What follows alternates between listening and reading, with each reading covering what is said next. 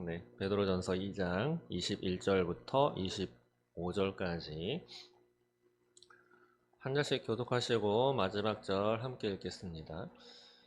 이를 위하여 너희가 부르심을 받았으니 그리스도도 너희를 위하여 고난을 받으사 너희에게 본을 끼쳐 그 자치를 따라오게 하려 하셨느니라.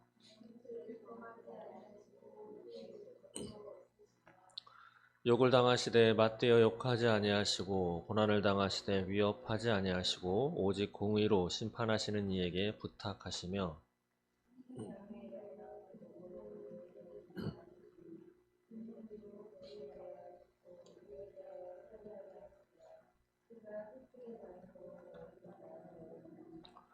함께 읽습니다. 너희가 전에는 양과 같이 길을 잃었더니 이제는 너희 영혼의 목자와 감독 되신 이에게 돌아왔느니라. 아멘. 네, 감사합니다. 네, 어떻게 한 주간 잘 보내셨나요? 오늘 오늘 주일인데, 오늘 주일 어떻게 보내셨는지. 유대인들은 제가 한번 갔었잖아요. 그 이스라엘 땅에. 근데 그때가 안식일 겹쳐가지고 이렇게 다녀왔었기 때문에 안식일 전날이 되니까 식당에 사람들이 바글바글바글 하더라고요. 왜냐하면 안식일 날 되면 못 가니까 안식일 전날 가족들끼리 모여가지고 거기서 만찬을 벌이면서 그때 할 거 다 하는 거예요. 내일은 아무것도 못 하니까. 예, 그런 광경을 보았습니다. 뭐 이후에 어쨌든 그들이 예수님은 아직은 안 믿는 사람들이 태반이지만 하나님을 믿고자 하는 그 열심만큼은 아마 지구상에 있는 인류 가운데 최고지 않을까 싶습니다. 버튼도 누르지 않는다고 하잖아요.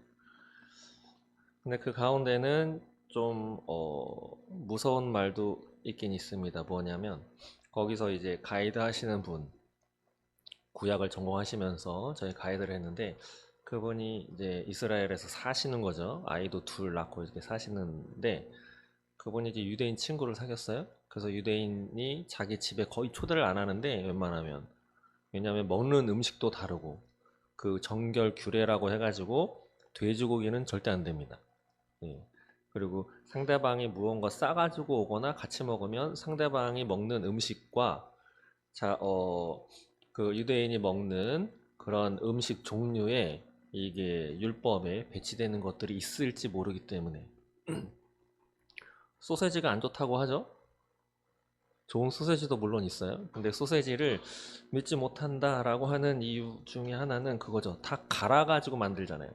근데 갈을 때 뭘 집어넣어서 가는지 알 수가 없기 때문에 예, 진짜 순 쇠고기, 순 돼지고기로만 했는지 그 안에 다른 개벽다귀 같은 걸 다 이렇게 해가지고 했는지 알 수 없기 때문에 좀 의심스럽다라고 하는데 그런 것처럼 같은 어떤 음식을 먹을 때 자기네들이 지켜야 하는 그 음식 규례에 어긋날까봐 거의 초대를 안 하는데 아무튼 이분은 초대를 받았어요. 그래서 음식을 먹으면서 뭐 이렇게 하는데 뭘 좀 해달라고 요청을 했대요. 예를 들면 냉장고 문을 열어달라고 했든지 아니면 엘리베이터를 저 버튼 좀 눌러달라고 하든지. 그래서 이분이 너가 누르지 왜 나 시켜? 이랬더니 자기는 유대인이라서 안 된대요. 안식일을 지켜야 되기 때문에. 그럼 나는? 그랬더니 넌 이방인이잖아. 예. 이게 단순히 지나갈 수 있지만 다시 한번 생각하면 그들이 그렇게 규례를 지키는 까닭은 하나님의 율법을 지켜야 구원받고 하나님의 자녀고 죽으면 천국 간다. 예, 단순한 도식으로 만들면 이거죠. 자기는 유대인이야. 그걸 지켜야 돼. 근데 너는 이방인이야. 넌 지킬 필요가 없어? 너는 천국 갈 자격 자체가 안 되기 때문에 해도 된다라고 하는 거죠. 딱 갈리는 거죠. 나는 천국행, 넌 지옥행. 여기서는 친구지만 너는 천국에 못 가. 아예 못 가기 때문에 율법을 지킬 필요도 없고 나는 지켜야 되니까 너가 눌러야 돼. 이게 들어있는 거죠. 무섭지 않나요? 응? 같이 친구인데 죽으면 넌 지옥이야. 나는 천국이야. 너는 지킬 필요가 없어. 너는 이거 해도 돼. 라고 하는 거죠. 요즘에 막 이렇게 퍼져나가는, 아이들한테도 퍼져나가는 것 중에 하나가 마약이죠. 우리나라도 마약에 되게 쉽게 구할 수 있다 합니다. 마약.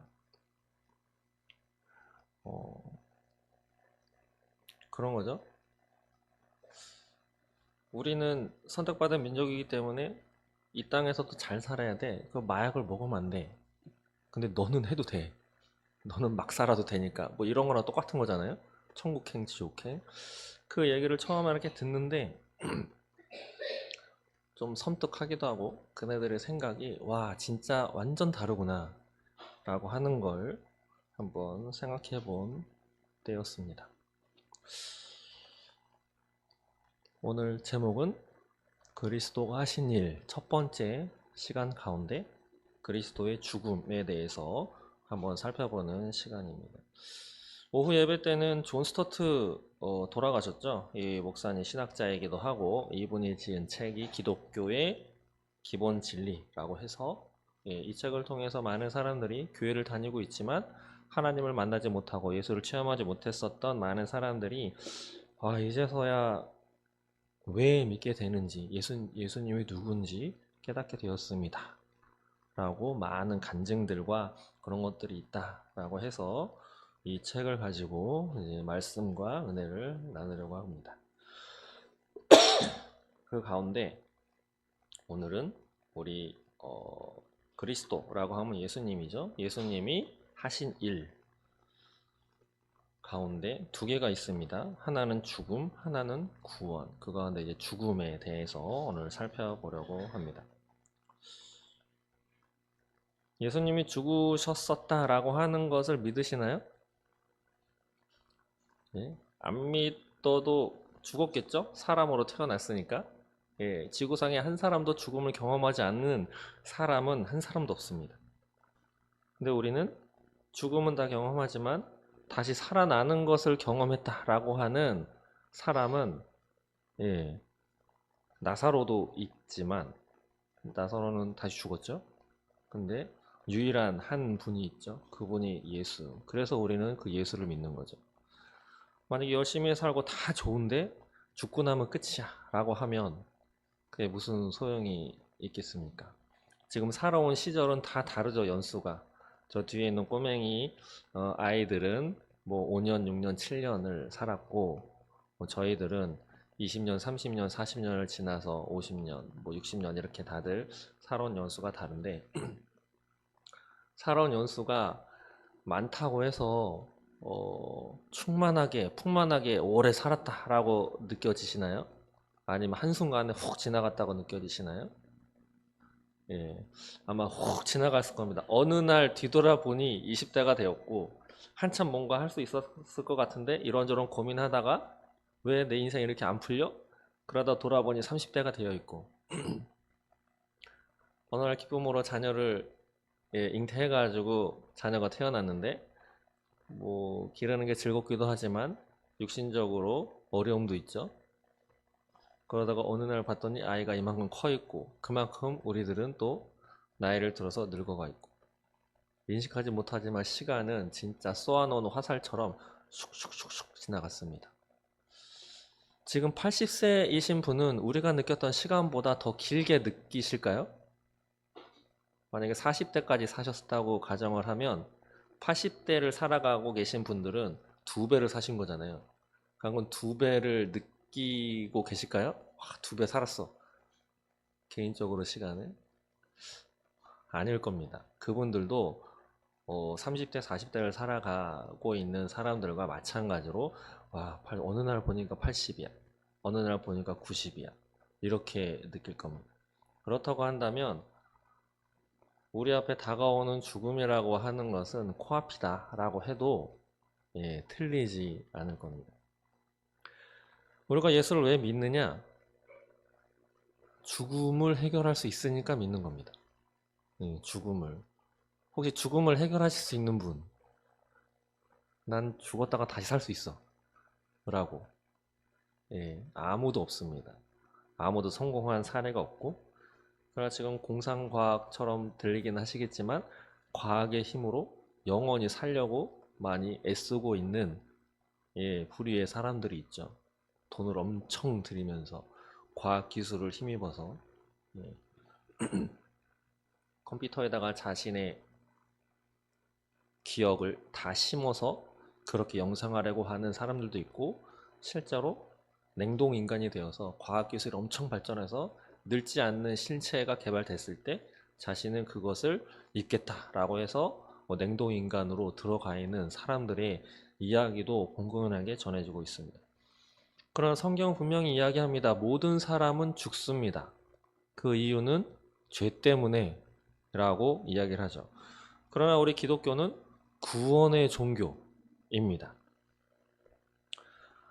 성경이 이렇게 이야기를 하죠. 하나님이 예수 그리스도를 통해서 먼저 우리 인간들에게 어떠한 것을 하실지 먼저 선포를 하셨습니다. 마태복음에 보면 아들을 낳으리니 이름을 예수라 하라. 이는 그가 자기 백성을 그들의 죄에서 구원할 자이심이라. 인자가 온 것은 잃어버린 자를 찾아 구원하려 함이니라. 누가복음에 나와 있습니다. 오늘 성경을 좀 많이 인용을 할 거예요. 인간은 죄를 졌습니다. 성경에 의하면. 예. 살인한 자는 없으시죠? 이 자리에? 예. 죽여보셨나요? 누구를? 예. 죽이고 싶은 인간은 있죠. 그러나 실제로 그걸 실행하는 사람은 거의 극히 드문데 요즘에는 점점 늘어가고 있습니다. 그럼 우리는 다 죽을 운명을 갖고 태어납니다. 육신뿐만 아니라 영적으로도. 왜냐하면 아담이 선악과를 따먹은 이후로 죄가 들어와서 우리는 다 죽을 수밖에 없는 거죠. 근데 그 인간의 죽음을 하나님이 해결하시기 위해서 그리스도를 이 땅에 보내오셨습니다. 그래서 예수가 바로 그리스도인 거죠. 그리스도가 이 땅에 오셔서 구원을 가능하도록 한 방법이 이 책에 의하면 세 가지를 들고 있습니다. 첫 번째는 자신이 죽은 것이고, 두 번째는 성령을 주신 것, 그리고 세 번째는 그의 교회를 세우신 것. 그래서 그의 교회다라고 이야기를 했죠. 그래서 교회는 교회 건물 주거가 아니고 또 담임 목사의 것이 아니고 예수님의 것입니다. 그래서 이 세 가지 중에 오늘은 예수 그리스도의 죽음에 대해서 살펴보려고 합니다.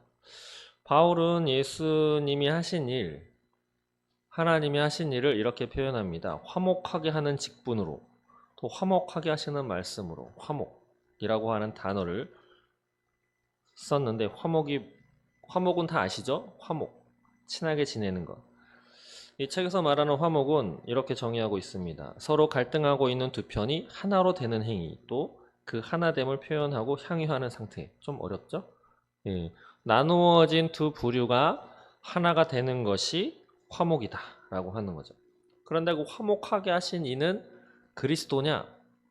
그렇지 않습니다. 화목을 처음에 계획하시고 진행을 하신 분은 하나님이시고, 그 화목을 이루신 분은, 따라서 순종하셔서 화목하게 하신 분은 그리스도다라고 하는 거죠.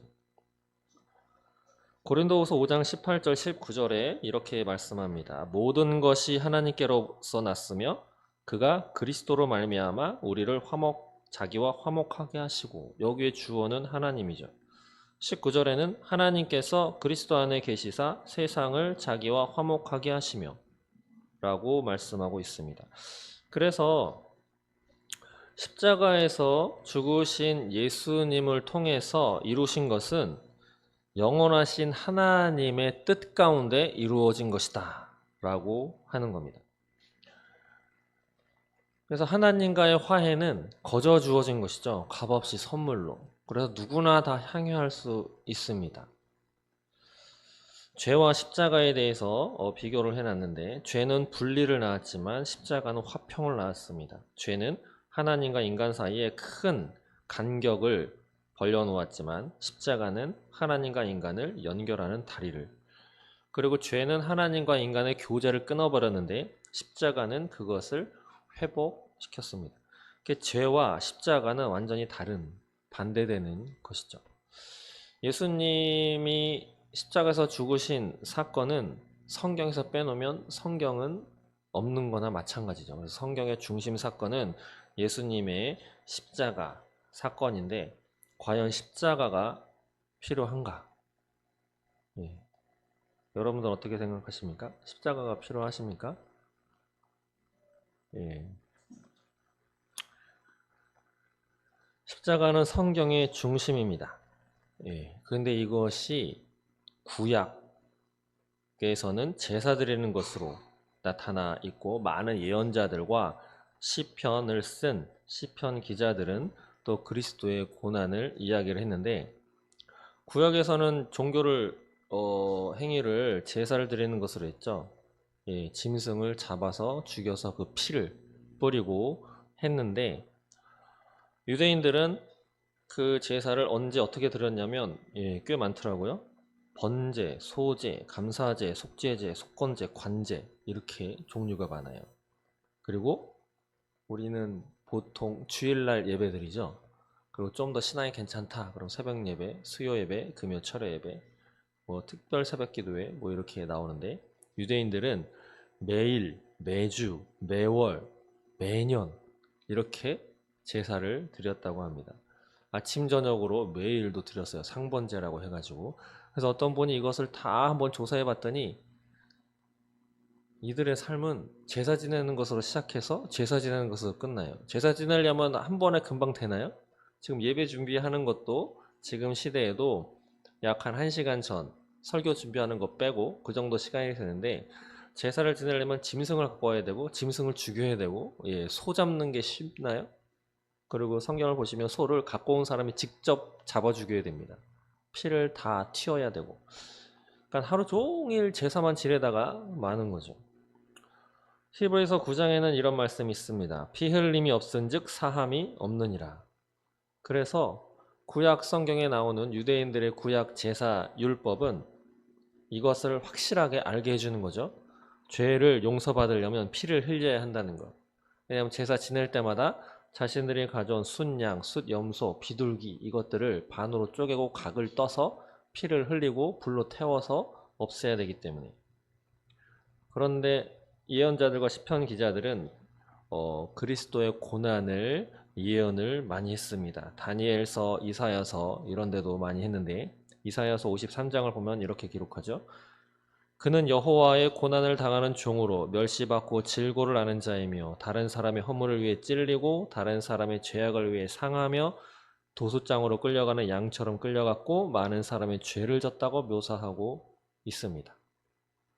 그리스도가 고난을 받는다라고 이렇게 많은 부분에서 예언을 하고 있죠. 근데 예수님이 육신의 몸을 입고 이 세상에 오셨을 때 예수님은 자신이 왜 왔는지, 또 어떻게 살다가 어떻게 죽을 건지도 자신의 운명을 다 알고 계셨습니다.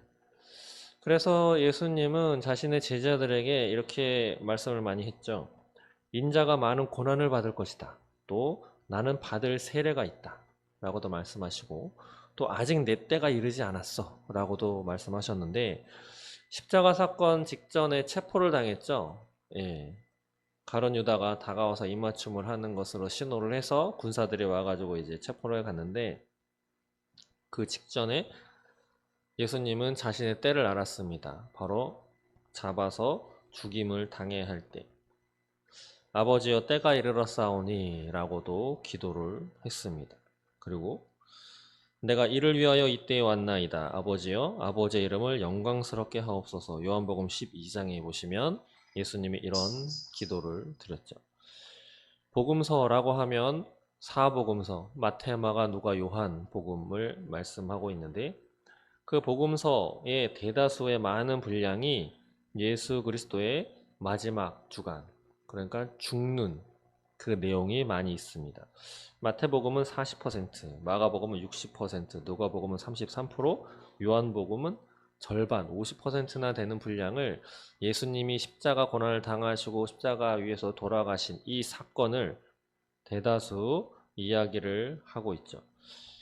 사도 바울은 갈라디아서에서 예수님을 이렇게 묘사합니다. 나를 사랑하사 나를 위하여 자기 자신을 버리신 하나님의 아들이다. 또 내게는 우리 주 예수 그리스도의 십자가 외에 결코 자랑할 것이 없다. 또 고린도전서에는 이렇게 기록하죠. 유대인은 표적을 구하고 헬라인은 지혜를 찾으나 우리는 십자가에 못 박힌 그리스도를 전하니. 또 고린도전서 2장에는 이렇게 말씀합니다. 내가 너희 중에서 예수 그리스도와 그가 십자가에 못 박힌 것 외에는 아무것도 알지 아니하기로 작정하였다. 십자가에 대해서 많은 말들을 하고 있죠.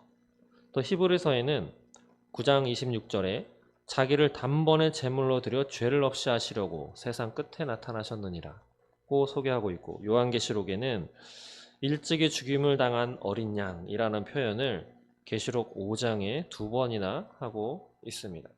이렇듯 예수 그리스도께서 이 땅에 오셔서 십자가를 지신 사건은 가장 중대한 사건인 것이죠.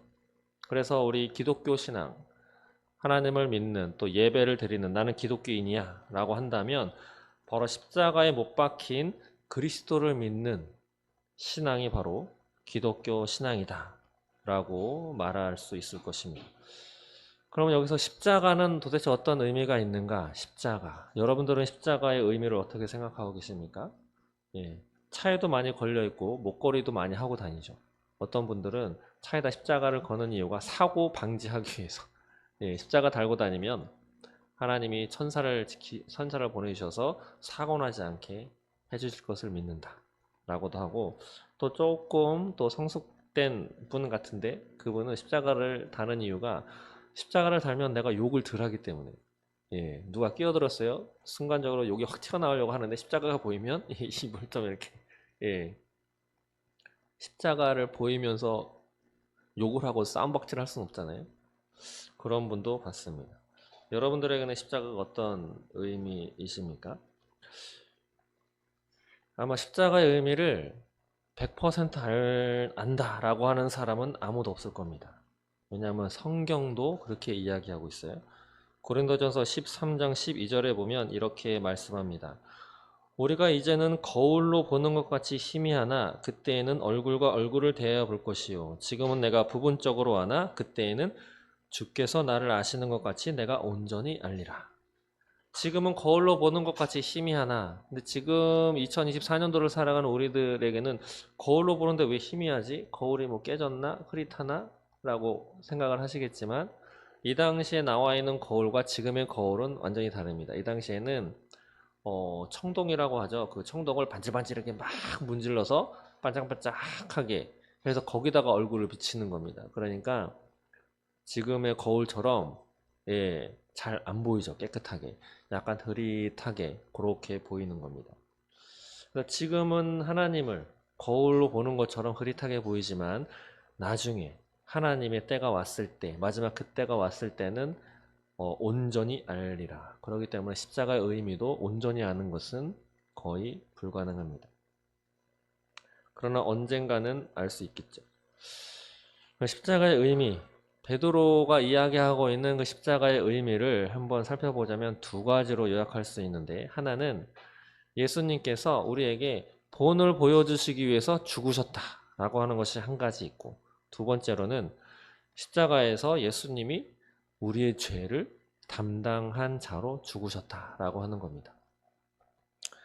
먼저 본으로 죽으신 그리스도라고 하는 소재로 한번 살펴보면, 예수님이 이 땅에 오셨을 때 상황은 지배받고 있는 상황이죠. 우리나라가 일본의 지배를 받고 있었던 것 같이 로마의 압제를 받고 있었던 상황입니다.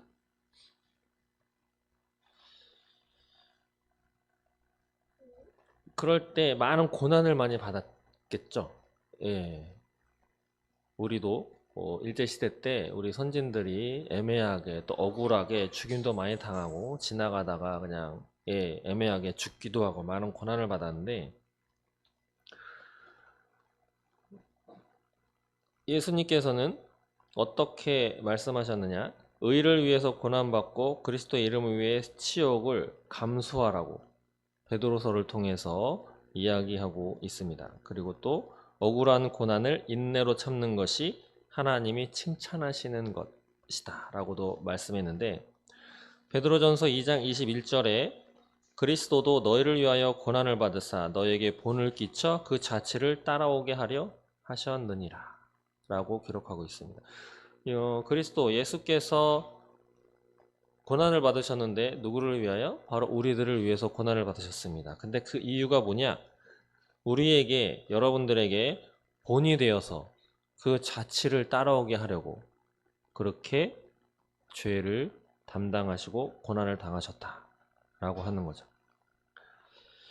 그리스도는 죄도 범하지 않으시고 선악과의 그 원죄도 잊지 않고 아주 완전한 인간이자 완전한 하나님으로 깨끗하게 죄 없으신 분으로 이 땅에 오셨습니다. 그런데 고난 당할 일도 죄차액을 감수할 일도 그럴 필요도 없으셨는데 예수님께서는 오직 공의로 심판하시는 분, 바로 하나님이죠. 하나님의 손에 자신을 다 맡기셨습니다. 그 이유는 우리에게 본을 보여주시기 위해서. 본이라는 단어를 한번 보았더니 본은 어떤 의미냐? 학생이 글 쓰는 것을 배울 때 선생님이 쓴 그 필체를 그대로 흉내내서 배우는 게 먼저죠. 예, 그 선생님이 쓴 그 습자책, 예, 카피북 영어로 하면 그것이 바로 본입니다. 예, 받아쓰기 하기 위해서 위에다가 이렇게 쓰려고 연하게 이렇게 나온 공책이 있죠. 그런 것처럼. 바로 왜 본을 보이셨냐? 우리가 예수님의 모범을 맞추어서 살라고, 주님의 자취를 따라서 살도록 하기 위해서 예수님은 그 본을 보여주기 위해서 십자가 고난을 당하셨다라고 말씀하고 있습니다. 가능할까요? 예수님의 본을 자의로, 아주 선의로, 자발적으로 따르는 것이 쉽지 않습니다. 왜냐하면 나에게 어떤 침해나 불의한 일이나 억울한 일이 다가올 때 우리의 본능은 무엇이냐면 한 대 맞으면 두 대 때려야 되고 그런 거죠. 욕을 한 방 먹으면 욕을 두 번 해줘야 직성이 풀리는, 그러고도 직성이 잘 안 풀리는 게 우리 인간의 타고난 것인데 예수님이 본을 보신 그 십자가의 모습에서는 그거와 전혀 반대인 거죠. 대항하지도 않고 고난을 참고 선으로 다가오는 악을 이기라 라고 명령하신 그 명령을 예수님은 따르셨습니다. 그리고 예수님이 따르신 그 삶의 모습을 우리도 따라서 살아라. 그것을 위해서 십자가를 지셨고 본을 보여주신 것이죠. 근데 예수님은 왜 그러셨냐? 자기 목숨을 많은 사람들의 대속물로 주시려고, 바로 우리를 구원해 주시려고, 우리에게 있는 죄를 용서받게 하기 위해서 그렇게 하셨다라고 하는 거죠. 그런데 만약에 본만 보이시라고 했다면 우리에게 구원이 있었을까요? 야, 이렇게 살아야 돼. 이렇게 살아야 되기 때문에 내가 보여주는 거야. 그러면은 우리에게 구원이 있을까요? 그렇지 않을 겁니다. 성경은 그리스도 예수가 죽었다라고 하는 것을 우리의 죄와 계속 연결하고 있습니다.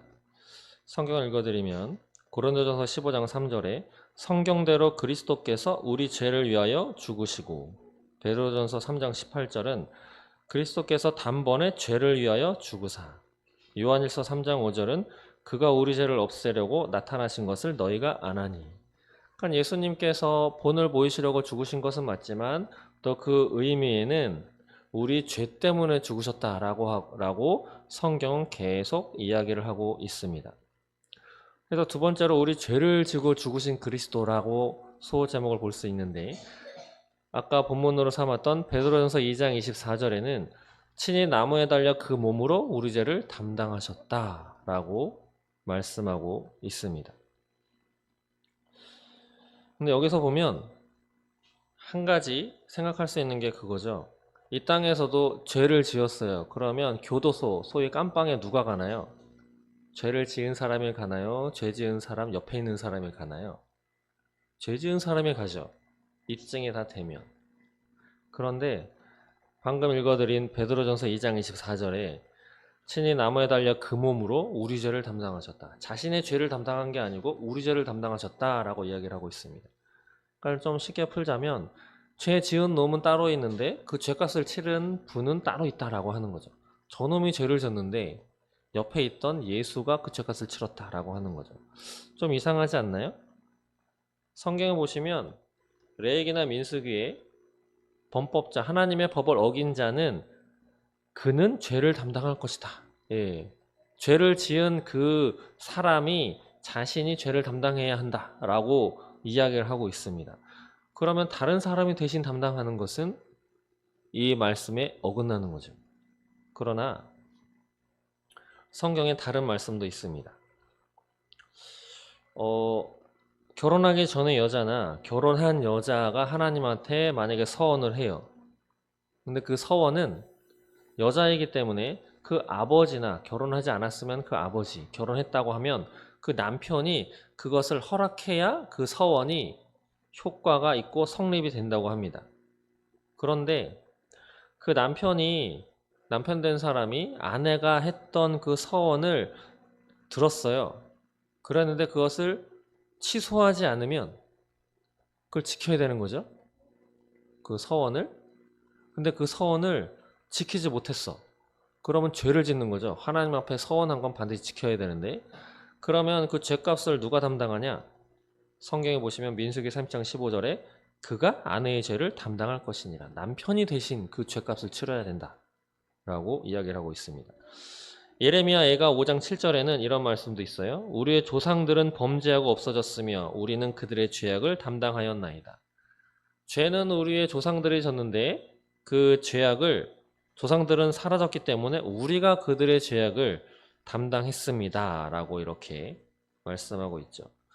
또 속죄제, 죄를 졌을 때 제사를 지낼 때 구약 성경에는 아론의 속죄일에 이렇게 제사 지내는 방식이 나와 있습니다. 무엇이냐면 그 염소를 한 마리 데려와서 그 염소의 머리 위에 손을 얹어서 자신과 백성을 그 염소와 동일시하라는 지시를 받고 그 민족의 죄를 고백합니다. 그러면 그 민족의 죄가 그 염소에게 전가가 되는 거죠. 그런 다음에 그 염소를 광야로 쫓아보내게 됩니다.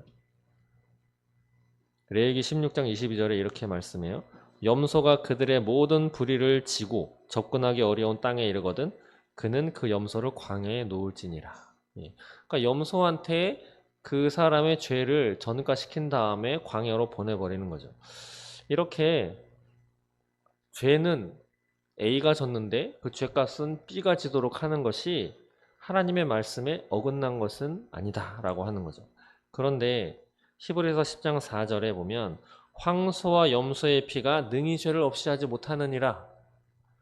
그러니까 구약에 계속 이루어졌던 염소에게 죄를 전가시켜서 그 죄를 사함받았던 그 제사는 효과가 없다. 임시 방편이다. 라고 하는 거죠.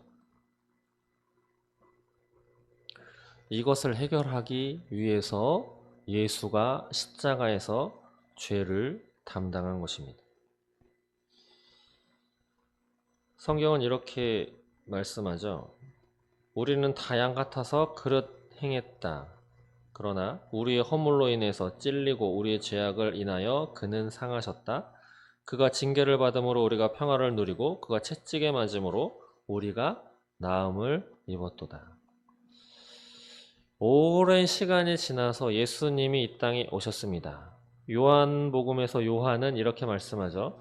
보라, 세상 죄를 지고 가는 하나님의 어린 양이다. 히브리서 9장 28절에는 많은 사람의 죄를 담당하시려고 단번에 들이신 바 되었다.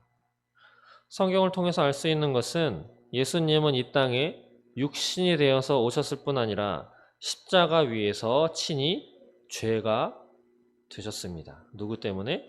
우리 때문에. 여기서 하나님의 은혜를 깨달을 수 있는 것이 하나님은 우리의 죄를 우리에게서 찾지 않으셨습니다. 하나님은 우리의 죄를 우리에게 돌리지 않으셨다라고 하는 거죠. 우리의 죄를 우리에게 담당시키지 않으셨습니다. 아무런 죄가 없는 그리스도에게 그 죄값을 치르게 하셨죠. 그래서 예수님은 마가복음 15장 34절을 보면 나의 하나님 나의 하나님 어찌하여 나를 버리셨나이까 라고 절규하시면서 숨을 거두십니다. 예수님은 우리의 죄를 담당하고 계셨던 것이죠. 예수님이 돌아가실 때 하나님은 어떻게 하셨는가?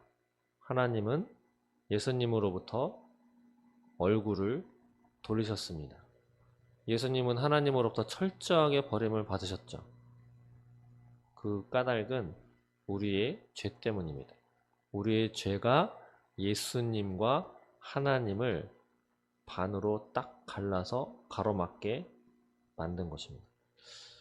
예수님은 십자가에서 돌아가실 때 하나님에게서 철저하게 버림당하셨고 하나님으로부터 떨어져 나간 지옥으로 그리고 영혼의 고통을 맛보셨습니다. 하나님으로부터 완전히 분리되는 형벌을 우리 대신 당하신 것이죠. 그것을 디모데전서 2장 6절에서는 모든 사람을 위하여 자기를 대성물로 주신 분이 바로 예수 그리스도이십니다. 우리가 그 자리에 있어야 했었던 것이죠. 지난 시간에도 말씀을 드렸는데 예수님은 자신이 어떻게 살다가 어떻게 죽을 것도 알고 계셨고 하나님이 어떻게 하실 것도 다 아셨죠. 그러나 가정적이지만 십자가 달려 죽으셨어요. 만약에 하나님이 그 예수를 다른 방법을 해야 되겠다 라고 해서 다른 방법의 계획을 실행하시려고 시작을 하시면서 그 십자가에서 죽은 예수를 다시 살리지 않으셨으면 예수는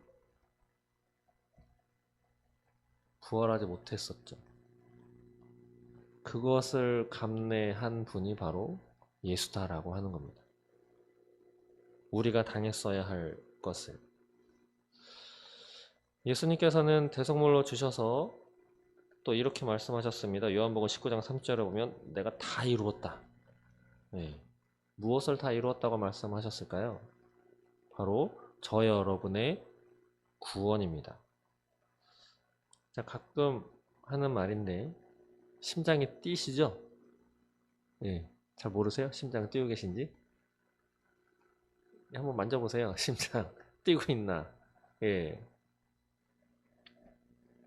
요즘은 세상이 하도 희한해가지고 확인을 해봐야 됩니다. 이 심장이 멈추지 않고 뛰기를 바라시는 것이 하나님입니다. 그리고 이 심장이 멈췄어? 이걸 다시 뛰도록 하기 위해서 자신의 심장을 갖다 버리신 분이 예수 그리스도다라고 하는 거죠. 그래서 세상의 모든 죄가 예수님께 담당이 되었고 예수님은 그 죄를 담당하셔서 십자가에서 목숨을 버리신 거죠. 그래서 이제 이 예수님을 구주로 믿고 구주로 영접하는 모든 사람은 하나님과 화해할 수 있게 되신 것입니다. 예수님이 돌아가셨을 때 그 성전의 휘장이 갈라졌다라고 하는 말씀 많이 들으셨죠? 휘장이 얼마나 클까요? 아마 제 키보다 더 클 겁니다. 저 위에. 근데 그걸 만약에 사람이 찢으려고 하면 밑에서부터 찢어야 되겠죠? 근데 성경 기록에 보면 휘장이 위에서부터 찢어졌다라고 이야기하고 있습니다. 그것을 많은 성경 해석자들은 하나님이 친히 찢었다라고 이렇게 얘기를 하죠. 그 의미는 이제 하나님과 인간을 갈라놓았던 죄의 문제가 해결되었기 때문에 모든 인간은 하나님께 다가갈 수 있는 길이 열렸다. 외면하시겠습니까? 하나님께 다가갈 수 있는 길이 열렸는데 또 성경은 이야기합니다. 하나님께 갈 수 있는 길은 예수밖에 없다고. 다른 길은 없습니다. 그래서 다른 종교와 화해할 수가 없는 거죠. 다른 종교의 길이 있어 인정할 수가 없습니다. 그래서 지금도 어려움이 있지만 앞으로는 더 심한 핍박이 다가올 겁니다. 아마 어쩌면 이런 생각도 할 겁니다. 이렇게도 믿어야 되나? 그렇게도 믿어야 합니다. 아마 그럴 때 이렇게 한번 생각해 보세요. 야, 상황이 이런데도 나를 찾는 자가 누가 있나? 하나님이 지켜보고 계시다라고. 노아의 때에 하나님 눈에 든 자는 노아밖에 없었습니다. 노아 외에 다른 사람들은 다 죽었어요. 다 죽었어요. 근데 이러한 모든 것을 또 우리는 알아야 할 것이 하나님이 먼저 시작하셨다라고 하는 겁니다. 하나님이. 사람은 살 길을 찾으려고 무진장 많이 애쓰고 하지만 사람이 찾는 길은 속된 말로 헛방입니다. 못합니다. 왜냐하면 죄인이기 때문에. 이 땅에서도 범죄를 저지른 사람이 그 죄를 용서받기 위해서는 본인이 무언가 해야 되죠. 본인이 무언가 해야 됩니다. 성경에선 죄값은 사망이라고 했는데 그 죄값을 우리가 담당하면 우리는 사라지는 거죠. 그렇기 때문에 우리는 해결할 수 없습니다. 그래서 십자가 사건에 예수님이 우리 죄를 위해서 돌아가셨다라고 하는 것, 성경 말씀이 증거하는 것, 십자가의 의미, 십자가의 중요성은 두 가지로 하나로 딱 정리할 수 있는 것이 그리스도가 우리 죄를 담당했다라고 하는 것. 그가 우리를 위해서 대신 형벌을 당하셨다라고 하는 것.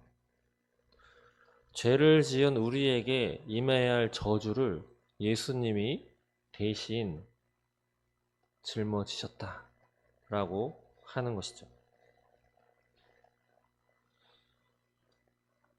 이사야서 53장에는 다른 사람의 죄를 대신해서 죽음을 당한 사람에 대해서 묘사를 하고 있습니다. 그것을 우리는 예수 그리스도를 묘사했다라고 이렇게 보고 있죠. 정리하겠습니다. 죄는 우리를 하나님에게서 분리시켰습니다. 하나님을 알지도 못하고 찾지도 못하게 만들었죠. 그런데 그리스도는 우리를 다시 하나님께로 복귀하고 화해하기를 원하셨습니다. 그래서 우리 죄를 대신해서 고난을 당하셨죠. 그리고 죄가 없으신 구주는 범죄한 죄인들인 우리를 위해서, 나를 위해서 죽으셨습니다. 네, 그것도 단번에 이루셨죠.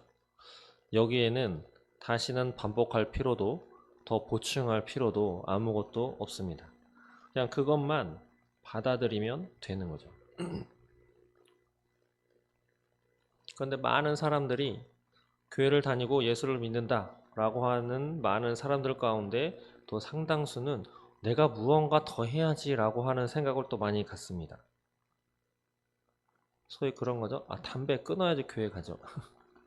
술은 끊어야 좀 하나님 앞에, 내가 무언가 좀 음란한 걸 끊어야 하나님 앞에 좀 갈 수 있지 않을까요? 많은 것. 내 습관 이걸 좀 고쳐야지. 그동안에 예배 시간 많이 빼먹었는데 그걸 좀 돌이켜야 하나님 앞에 좀 가서 무언가 좀 이렇게 그 안에는 다들 하나님 앞에 내세울 만한 무언가 만들려고 하는 내 스스로 어떤 것을 좀 이루어 보려고 하는 것이 담겨 있는 것입니다. 그것을 성경은 교만이라고 하죠. 하나님은 처음부터 끝까지 본인이 다 했다라고 말씀하시고 그 때문에 너희가 자랑하지 못하게 하려고 하는 거야 라고 사도 바울은 이야기를 하는 거죠. 만약에 0.1%라도 우리가 자랑할 만한 것이 있다고 하면 0.1%만큼 하나님의 영광에 해가 되겠죠. 물론 하나님의 영광에 해가 될 일은 아무것도 없지만 근데 하나님은 그것을 절대 원하지 않습니다. 하나님이 가장 싫어하는 것을 정리할 수는 있지만 그 가운데 가장 싫어하는 것이 자신의 영광을 다른 것들이 가로채는 겁니다. 자신의 영광을 온전히 하나님은 하나님만 칭찬받고 하나님만 높임받고 하나님만 진정한 신이십니다를 원하시는 거죠. 하나님도 왕이시고 쟤는 작은 왕이에요. 싫어하십니다. 그렇기 때문에 우리가 무언가 해야만 하나님 앞에 좀 당당하게 아주 싫어하시는 것이다라는 것을 꼭 기억하시기 바랍니다. 근데 우리 인간들은 교만해서 자신이 무언가 좀 이렇게 해서 보태려고 하죠. 쉽게 일상생활을 통해서 누가 나에게 밥을 한번 샀어요? 그럼 꼭 그걸 대갚아 주려고 하는 사람이 있어요. 왜냐하면 빚지면 마음이 불편하니까. 예. 하나님에게도 그러려고 하는 사람들이 있어요. 2번 얻어먹었어? 한 번은 갚아줘야지. 하나님은 그걸 원하시지 않습니다. 하나님은 처음부터 끝까지 다 하나님이 해 주시기를 원하시고 그것을 그냥 받아서 누리기를 원하시는 거죠.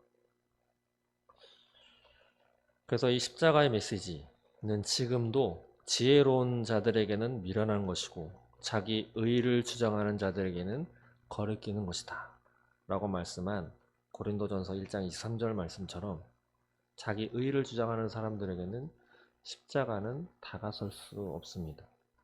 하나님 앞에 온전한 십자가의 은혜를 누리시기 위해서 그냥 받아들이시면 됩니다. 지금까지의 삶의 모습이 어떻든 생각이 어떻든 하나님은 지금 지금 받아들일래? 지금 예수를 구주로 영접할래? 지금 예수를 나의 왕으로 하기로 결단할 거야? 를 질문하시지 야 어제까지 했었던 거 아무것도 묻지 않으시죠. 이 자리에 있는 저와 여러분들은 십자가의 의미, 예수님께서 왜 그렇게 철저하게 죽으셨는지, 하나님이 왜 나 대신에 그 한 사람을 철저하게 다 갈기갈기 해쳐서 지옥에도 보내시고 완전히 버리셨는지를 오늘 무겁지만 한번 생각해 보시기 바랍니다. 다른 사람 때문이 아닙니다. 가끔 엄마 아빠들은 그런 말 이야기하죠. 내 자녀만 천국 가면 돼. 예. 근데 그렇지 않습니다. 우리 본인도 천국에 가야죠. 그것을 하나님이 원하십니다. 내가 내 자녀가 천국 가기를 바란다면 나도 누군가의 자녀입니다. 하나님이 나를 자신의 자녀로 생각하고 계시다라고 하는 것을 꼭 기억하셔서 예수님이 돌아가신 그 죽음을 헛되이 하지 않고 그 죽음을 나 자신의 것으로 받아들이는 저희 여러분 되시기를 바랍니다.